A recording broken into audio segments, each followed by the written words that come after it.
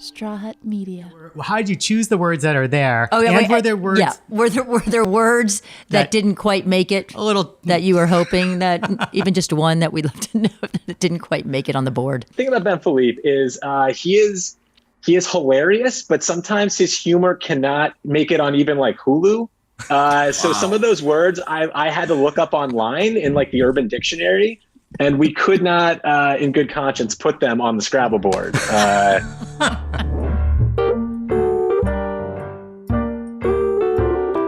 Welcome to episode 7 of Only Murders in the Pod. We're looking behind the scenes and mining for clues as we meet the cast and creators of the Hulu original series, Only Murders in the Building.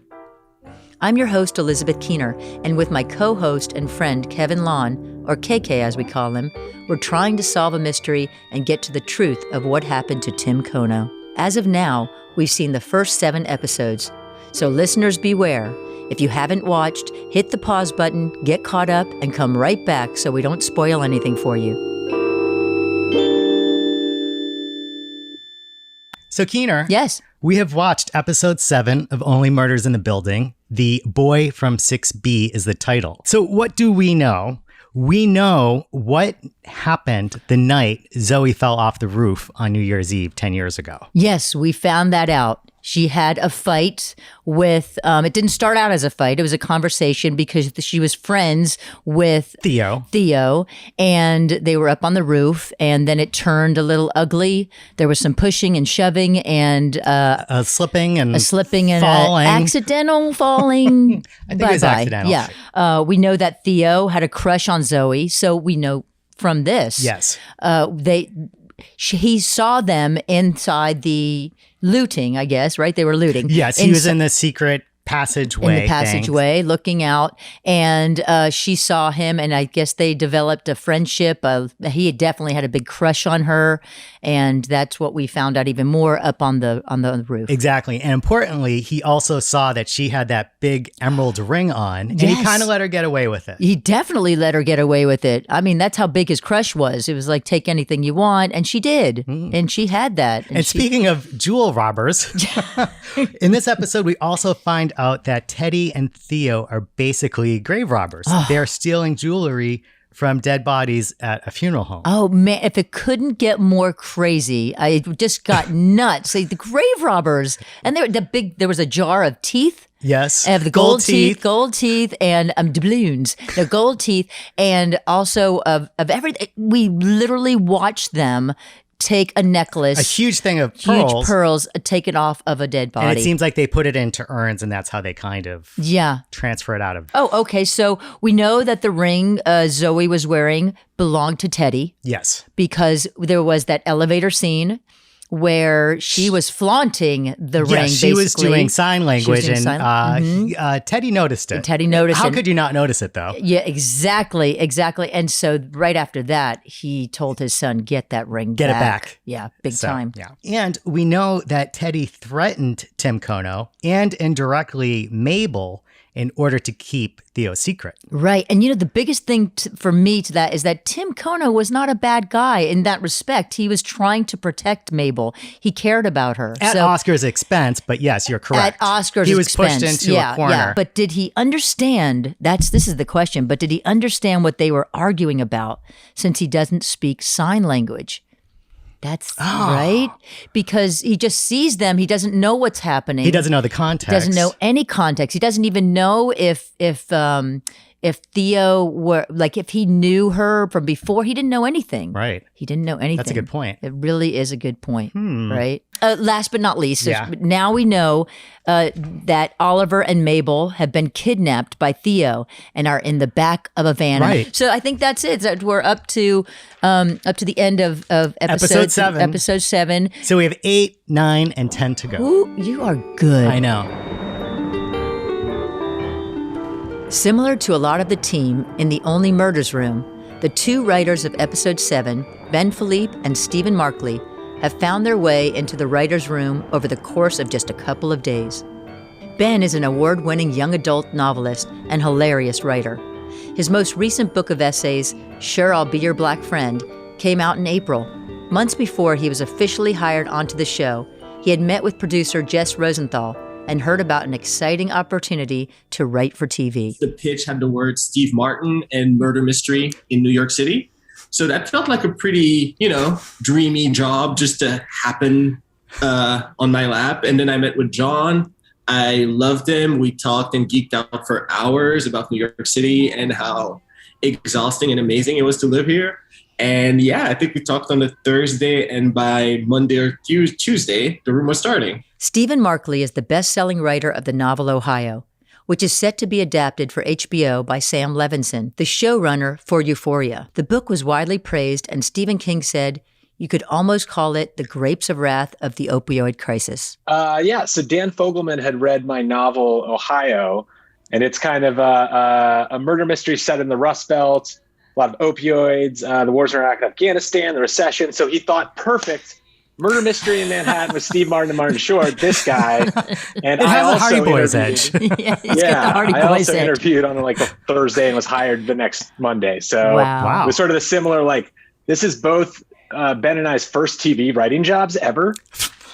So we were both just sort of like thrown into the deep end of the pool together, which was kind of fun. I was going to mention Steve Markley's like golden retriever energy that first week of work. He was the person that was just like every 30 minutes would be like, guys, we're writing TV. How amazing is this? I want to meet each and every one of you, and just like socializing like a happy puppy. How did you guys end up together working on an episode? Oh, yeah. We had the idea floating around for a high concept episode. And our showrunner, John Hoffman, who's an amazing guy, was just like, hey, Markley, why don't you and Ben Philippe, first-time writers, just come up with this high-concept thing, write it together, even though neither of you has ever worked with another person before. And I'm sure it'll be fine. I'm sure everything will be fine. You won't kill each other. It'll all work out great. And it did. Wow. Yeah, you're two pig-headed novelists with big ideas who don't really know what you're doing or have any sense of TV budgets. Just write together for 2 weeks. At some point, we killed a horse. That was an early draft of the episode, but that was a big part of it. The cutting room floor of our draft of the script. I mean, there were trapdoors and like all kinds of stuff that we just learned. We had to turn a draft in under 57,000 pages, and that became the reason so much of that mandates. was lost. Yeah. But now At some you point, got there was a coffin with a trapdoor in it. Yes, that's correct. It was just a little bit all over. Yeah. Like Madeline George and Kim Rosenstock, the writers of episode 6 that we talked to last week, Ben and Steve are also at opposite ends of the country. Ben is in New York and Steve is in Los Angeles. The time difference wasn't an issue for them, though. We're basically two kindergartners who love playing in our own sandbox. And then suddenly we were sat in the sandbox together, and we were having so much fun playing with each other's trucks. And then suddenly we're fighting over whose truck is whose.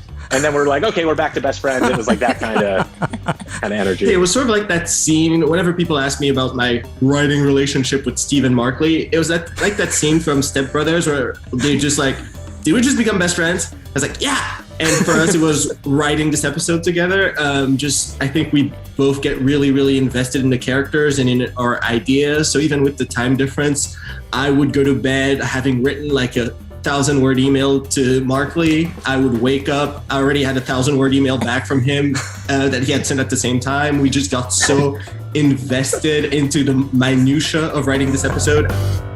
It really felt like we were in a Hardy Boys story.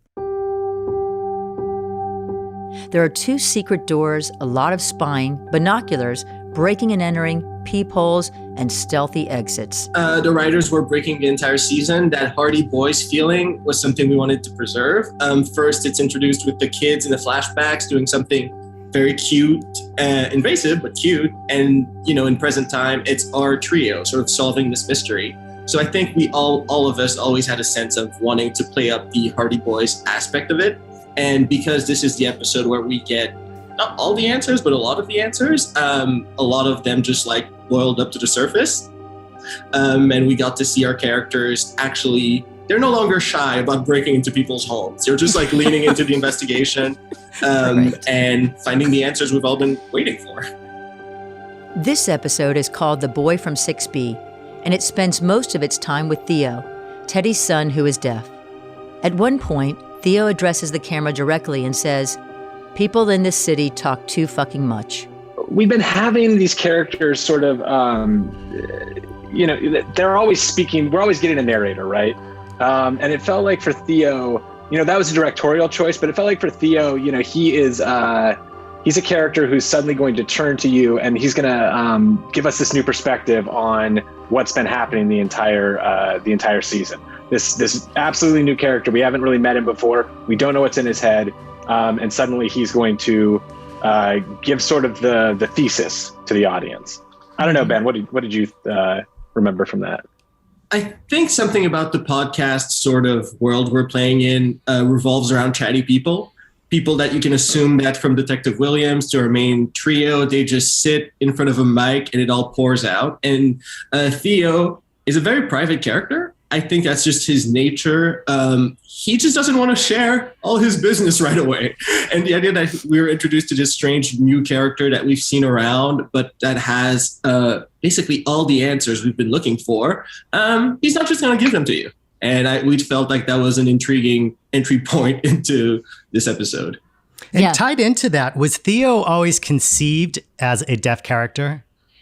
Yeah, he was. And I think, like, to speak to sort of thematic concerns, Ben hates when I get all like high-minded and novelisty about things, but like I was thinking a lot about, like podcasting is about the cacophony of modern life, right? It's like you have these buds in your ears, you're walking around all day, you're listening on 1.75 speed. Somebody's probably listening on 2 speed right now to this. And you're just inundated with information and entertainment. And I read this quote by this poet named Jean Arp, who said, "Soon silence will have passed into legend. Man has turned his back on silence. Day after day, he invents machines and devices that increase noise and distract humanity from the essence of life, contemplation, meditation." And I sort of thought about that in regards to how Theo would view the world and all this sort of madness going on around him. New York City is really freaking loud. It is loud all the time.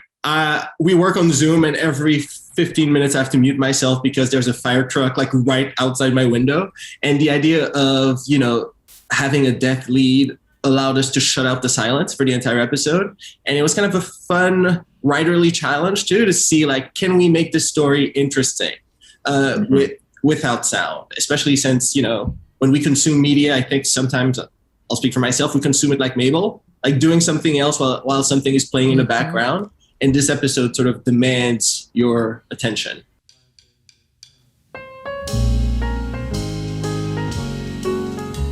We invited James Caverly, the actor who plays Theo, onto the podcast with the help of an interpreter, Candace Broecker Penn, who was also on set during the filming of the show.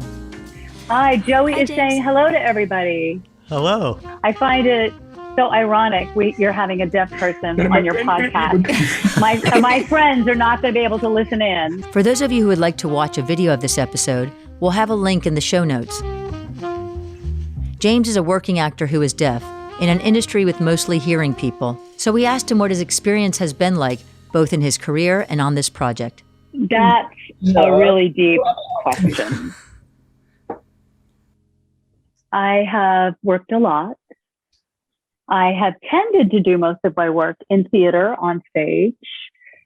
And there are deaf people around that I can interact with. But the television world, my experience there is everybody's hearing. I'm the only one deaf, and I'm grateful for that. On the set, I had interpreters there the whole time on the set. The communication was not an issue. It was really wonderful. But my interpreters, I really felt for, because of course with COVID, we have to wear masks, but they also had to wear a face shield on top of the mask. And I know that podcasts can't see us right now because you're listening, but when we sign in American Sign Language, so much happens on the face with grammar and expression. And then they couldn't touch their faces because they had this big face shield on, plus their mask. And that was not a big deal on the set, but we had to deal with it. I would say overall, I had a fantastic team. The director was wonderful. The writers were both so attentive and open-minded and listened to me and wanted my opinions as a deaf actor, wanted to make sure my needs were met on set. Everybody was concerned about that. It's really a positive experience. Casting of the show happened at the peak of pre-vaccine COVID, the 2020 holiday season, Everything was in full shutdown mode. My agent sent me some information. There was an audition happening, and I heard the title, Only Murders in the Building. I thought, what a weird ass title, but sure, I'll go for that. So I made it through the second round. Everything happened on Zoom. And I did my audition, and a couple weeks later, I got the role. Wow. So, very exciting, a terrific opportunity. When his agent told him he landed the part of Theo, James was down in Florida for the holidays visiting family. Everybody was really aware of COVID, and they didn't want me to be bringing anything to New York. And I thought, Florida. Oh my God, I am in the worst fucking state right now, Florida. All the cases are rising there. I don't want to get sick. I want people to stay home. Please wear masks. Open your windows. I was washing my hands 50 times a day because I was so paranoid I didn't want to get sick because I had this role. And, it was just... it turned out my vacation wasn't very relaxing. The scenes he read for his auditions were both from episode 7. The first was a scene between Theo and Teddy. And then the second scene they gave me, again, that's that was the scene when I accidentally pushed Zoe off the roof. And that was the second audition, the second scene that I had to do. And I didn't think anything of it. I thought at the time, okay, this is a role. I don't know where it's going. I don't know what the story is. Okay, I accidentally pushed somebody off the roof. Right. She slipped. No context. Those are big scenes to have to do.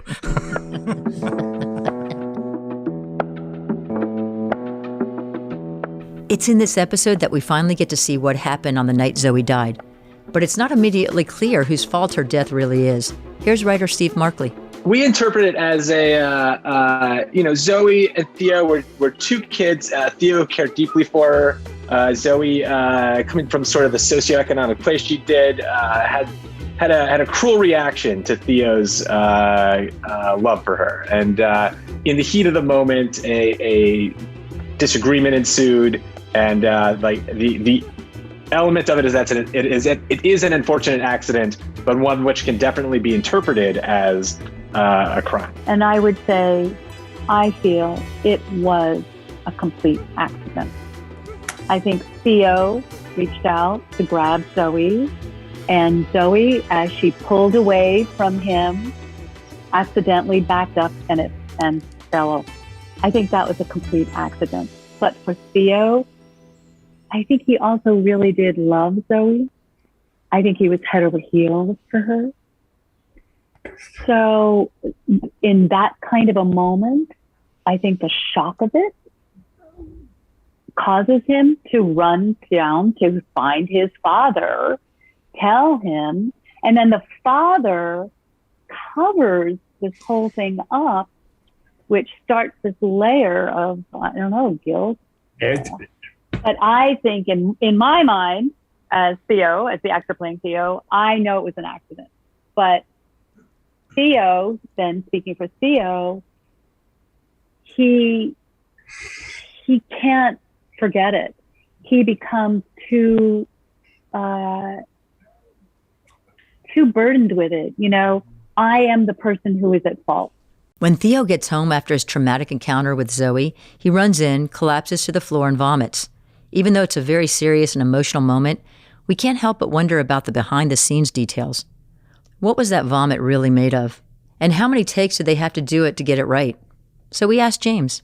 Okay, from what I remember, I think it was a combination of juice, carrot juice, and what else was it? Oh, I think mainly it was carrot juice. I'm not remembering the other ingredients, but I think the amount of time that I had to throw up, I think we probably had to do three takes on that, and it was really strange because it really got to me. It got down into my shirt, it got down through my pants. I was walking around with this tube that was, really long that they had to, dress me with. And so when I threw up, they would pump it, and it would just come all through that tube, and a little bit splattered on my shirt, but it smelled really pretty good. It didn't smell bad at all. So yeah, I wouldn't, I could lick some of the stuff off my shirt. That's not so bad. We're going to take a quick break. When we come back, the truth about lip reading, plus how the writers crafted the complex relationship between Theo and his father, Teddy.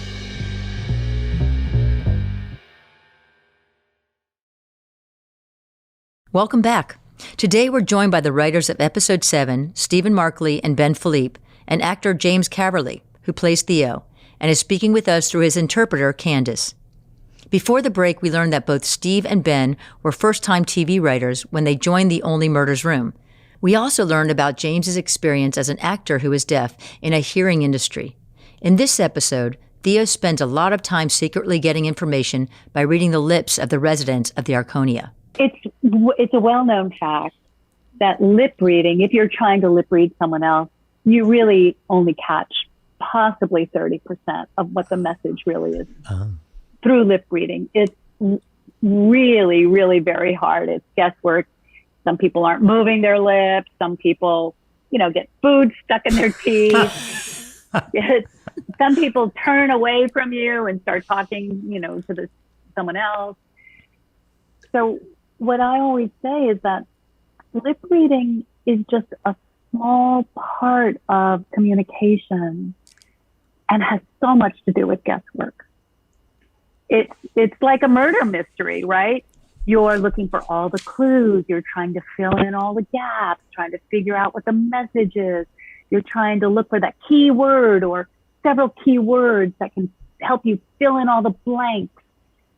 And it depends on context. It depends on who you're with, where you are, everything about that. And doing all of that work in less than 2 seconds.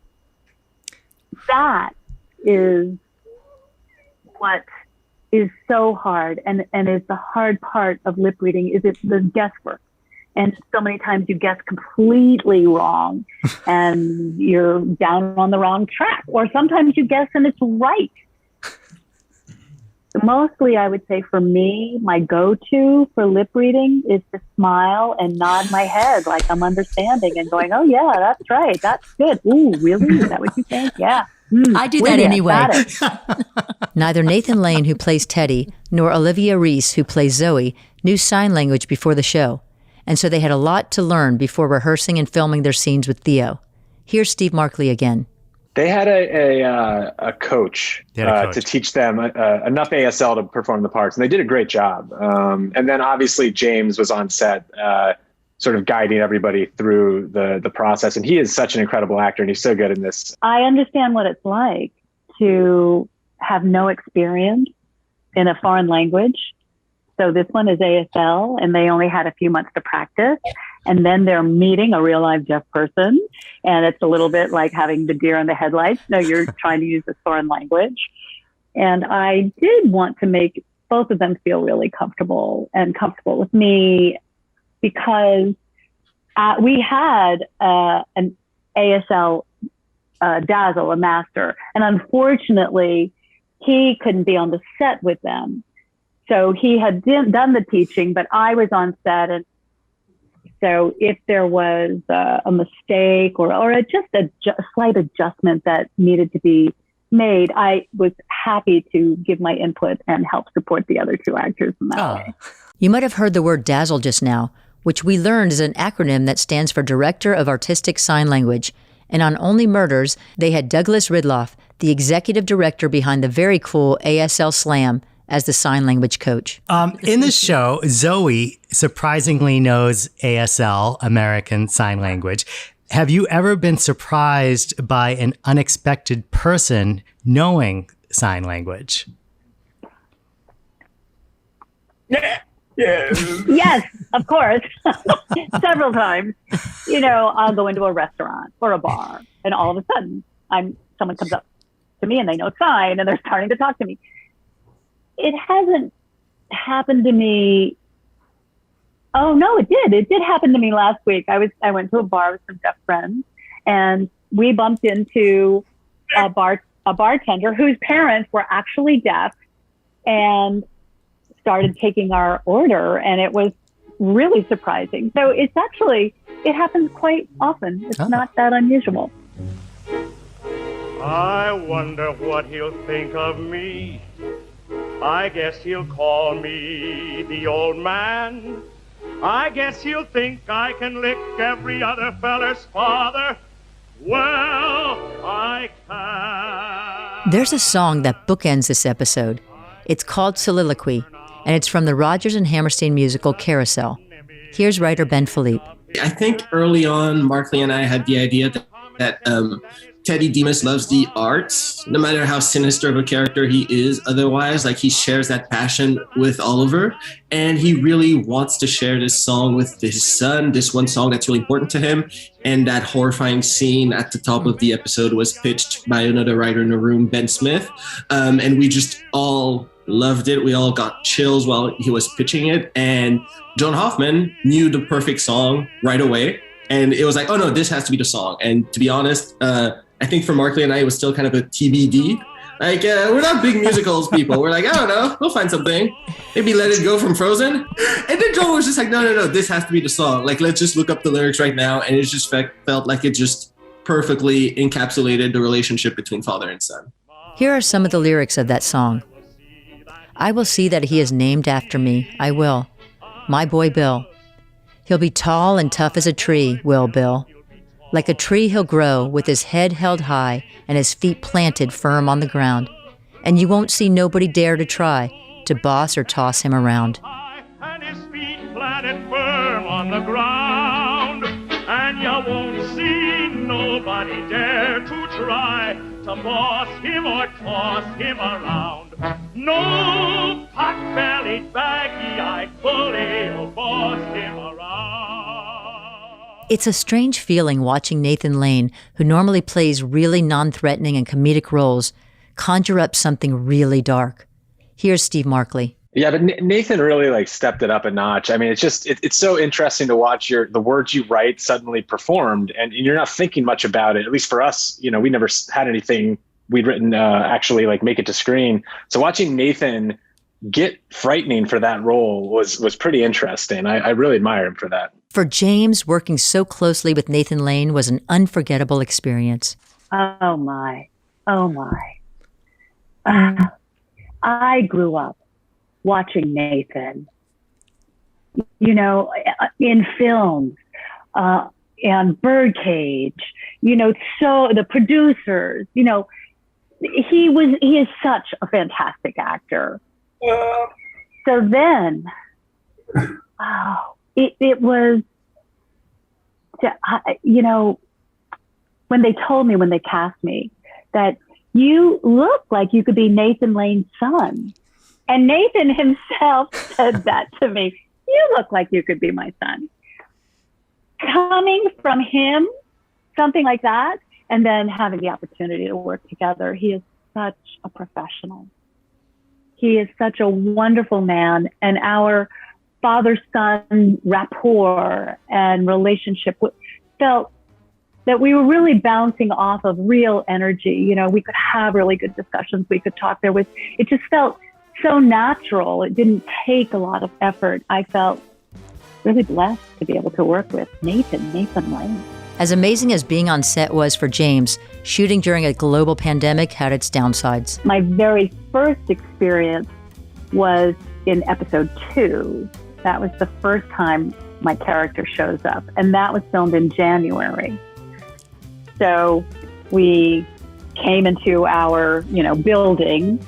It was somewhere on the Upper West Side, and the weather, as you know, in January is very cold, in the 30s, something like that, in New York City. And we were filming inside, but the COVID protocol required that all actors would be able to take their masks off when filming. But there had to be a lot of air circulation. So windows had to be open, doors had to be open, air had to circulate in 30-degree temperature. So what I remember is how freezing it was while we were shooting inside.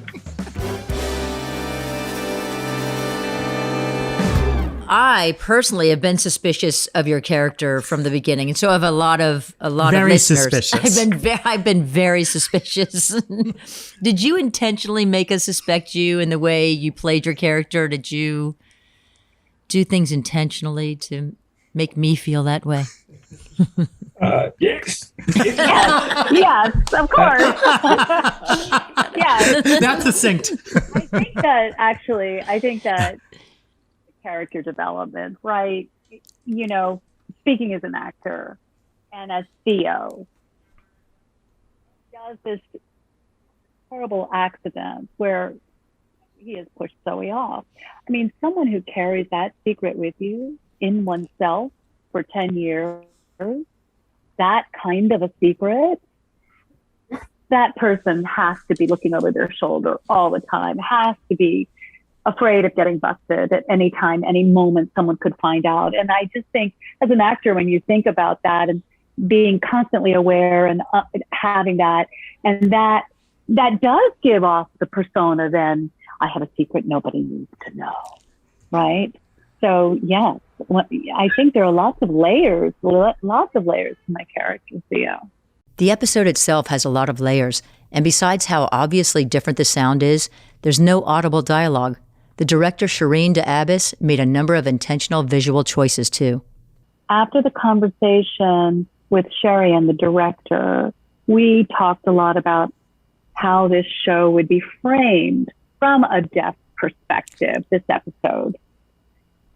And we talked about how I was explaining to her how deaf people are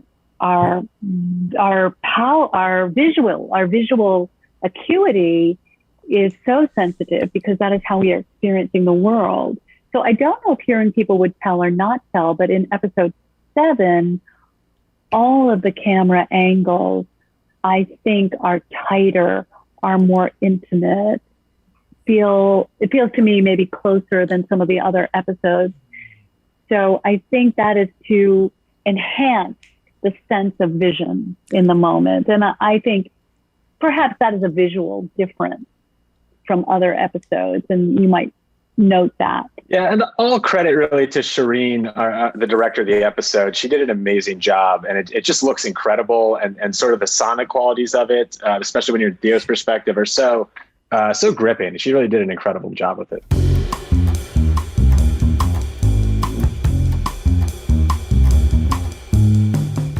A great silent scene in this episode is when Charles and Jan play a game of Scrabble that takes a sexy turn. Charles plays the word hard. Jan plays the word wet. They exchange a look of lust. Here's Ben Philippe. I was channeling the characters because I feel like Charles and Jan are two very proper adults, but who've had like a full life. Charles used to be an actor for years. Jan is an artist and a musician. And I feel like, when they feel comfortable with each other's bodies, as Kristen Newman would say, they just cut loose. And when it came time to pick those words, I was just like, all right, they would do this, they would do that. And then we just had to make things a little more romantic. We toned it down a little. I love how she fits into Charles's story of just like pulling him out of his shell, along with Mabel and Oliver in this podcast. This is Ben Smith, the writer of episode 3. You'll be hearing more from him next week. In their duet, episode 4, that duet, he's playing Take Me Out to the Ball Game, like these really chaste songs, and she's playing like If You Think I'm Sexy, which carries over into the Scrabble. Yeah, exactly. Same idea, like very bland brilliant words, and she's being really sexy with it. And so, but this time he goes along with it. So I love kind of like tracking that and how she's helping him. She's definitely like scaring him, but at the same time making him feel relaxed and opening up, and it's really nice. We've heard a few times now that season 2 is in the works, and both Ben Philippe and Stephen Markley are back in the room. One of the things I love so much about Markley is that, I remember viscerally hating this man and him hating me too. There was one time we were having a discussion about this episode, and we were just arguing for at least close to an hour about the most minute, most ridiculous detail that I will Over die Zoom? on. Over Yes, Zoom? over Zoom, exactly like this. Correct. And I think Markley, just being the grown-up, was like, all right, what do you want to do now? And I remember just like watching myself cross my arms and just lean back. And it's like, I don't want to do anything ever. And then we just had to sort of like power through it and be like, oh, I love you. I love you too. It worked. We're one of those couples, we don't argue about anything serious, but it's like if, the milk was left out for 30 minutes too long, then we're going to have at it for the rest of the day. And now, some clues. I am very likely to spoil this season, next season, and even like future seasons accidentally. So I'm going to be very careful and say that Mabel is not a ghost. That was one of the first theories that I came across that I really loved. And people really thought that Mabel was the ghost of Zoe early on. That was Keener. Sorry. I told you it wasn't. I love that theory.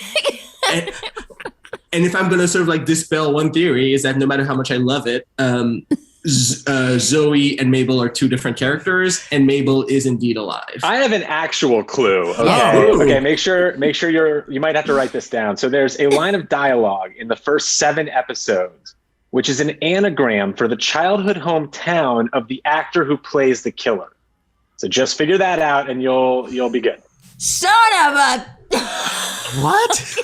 And knowing Markley, that's true. If that clue is a little too obscure for you, here's one more from the writer of episode 3, Ben Smith. We're so close to the end. I don't want to spoil. So it's a little vague, but I think that the story of the murder and what actually happened fits in nicely with the big themes that we've been exploring this season. So kind of what happened and the explanation for it should tie in thematically with what's happened in the show. Through every door they'll go, weary of hearing day after day.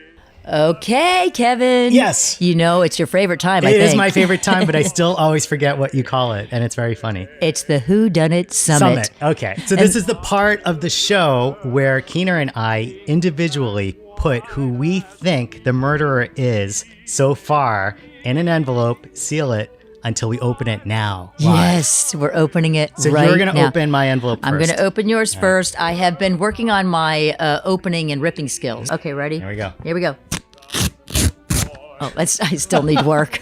All right, it is, you guessed, Teddy Demas. Yes. Ooh. Well, in this episode in particular, he gets very angry, and he threatened Mabel and Tim Kono. Yeah. So that's a good guess. That's a good guess. Let me change it 1 second. I want to write something down. Okay, here you go. And yeah, you go. And I think here's good Keener's luck. envelope. Oh boy. All right. Keener put Oscar's dad. I went back. That's what I did the last one. Oh, you did? Yeah. I don't even remember. I'm so sorry. I did Oscar's dad, I think episode 2. Oh, did you? Yes, I did. Oh. And that's when we saw him. The good thing is we never remember what the other one picked. I know. And because I've always been saying it's Theo. It's Theo. Yes. And then, yes. Well, I didn't give him a name at first, but Nathan Lane's son, Teddy's son. But I'm going to change it up because he couldn't have done 2 killings, I feel like. Right. He did right. I don't know. Maybe he did. He could be. Maybe. He could be one of those mass murderers. It's not a bad guess, especially since I also picked it at some point. Oh, God. Now it's a really bad guess now that I'm thinking about it. Jeez, why'd you remind me? Well, you're locked in. All right, Too locked bad. in. We're done with that. I'll go out and make it or steal it or take it or die.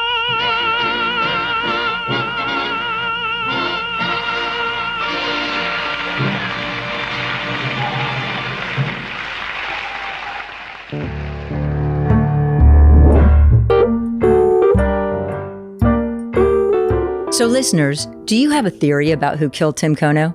Let us know. Email us at onlymurders@strawhutmedia.com. Thank you for listening to episode 7. Only Murders in the Pod is a production of Straw Hut Media.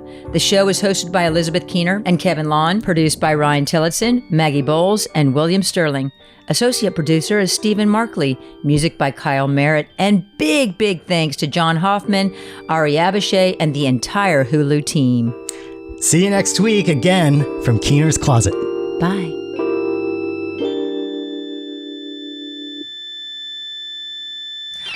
Okay, so now before we wrap this up, Yes. we just want to give some shout outs and thank yous for some of our listeners. Fans. Oh, Kevin. Our listeners. So Fans. we want to thank them for throwing out to us some ideas. They have some really good great ideas. They ideas. think it through. I mean, there's some people who think it's Will. There's right? a few people who think it's Will. And who's that? I know Erin thinks it's Will. We have Lauren thinks it's Will. Yep. And John. From Jackson, Jackson, Tennessee. So, and they think that, that he staged poisoning of Winnie, the dog. Yes. Since he was a vet. Using his veterinary Right. skills. And so Yeah. maybe it wasn't a poisoning. Maybe Right. it was like he kind of made He did sedated He him. did saunter in when she sauntered in and when he was looking for Winnie, when he was looking for her. Correct. She couldn't find. Yeah. So, and then there's also Ryan and Jeff think it's Ursula. Ursula. That's a good idea. The one who handles the packages. Because she's got her side things and her side hustles. And exactly. one of them said, I think about in the coffins or something. She's a whatever, something to do with coffins. I can't remember what she was, but it was good. It was really good. And then we have 2 listeners from Melbourne, Australia. yes, and you say Melbourne because that's the right way to say it. because even I though, went there and we called it Melbourne, Yes. and everyone's like, "No, it's Melbourne." But we're shouting out to Lucas and Esther with the right thing, Melbourne. Melbourne. So thank you. Thank you for listening. Yeah. So Esther thinks it's Oscar. Yes. So do we know that? Okay. So Esther thinks it's Oscar. Ryan and Lucas think it's Ursula. I mean, I'm trying to keep up because they all know. have different great ideas.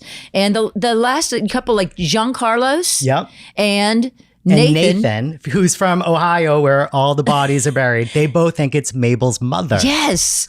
I mean, well, they're all characters in the show, so it could be any one of them. Yeah. They think she has access because her sister lived in the building, so people would know who she is. This is just A lot to think about. Oh, my brain hurts.